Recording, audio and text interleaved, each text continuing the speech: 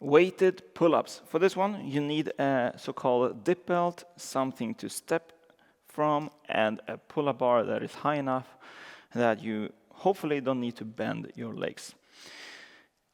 I would recommend to have the weight around your knees. That way you can squeeze together to control the weight so it doesn't swing. The first thing we do is to step up to the box, because what we want to do is that we want to step into the exercise, so we don't need to jump, we don't need to stop the swing. It's better that you grab the grip you want, and from there you step down slowly so you don't create the swing, and then start pulling. The goal here is to start from fully locked position with your elbows, pull high enough so you get your chin over the bar. You don't need to like force it forward, but at least so it gets over the bar, and then down. Some people like to start in so-called more active position with the scapula, like this, and then pull. Some like to start in a more relaxed and then use that scapula movement.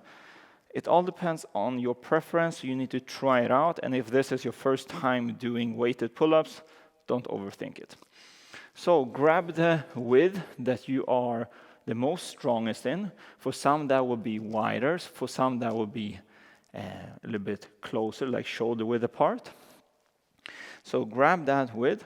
I would recommend that you use chalk when doing the weighted pull-ups, and then that your knuckles are going to be pointing upwards towards the ceiling when you grab it, so a semi-false grip. So you grab here, and then from here, you're going to step into the exercise. So as you see me stepping in here, so I don't have a swing, and from here, I pull over the bar with the chin, and then down. And that's one rep. So as you can see, important that you have a good grip, that you take the width that you are more comfortable with, squeeze together the weight so it doesn't swing, and then do the exercise. Okay, let me show you a couple of reps.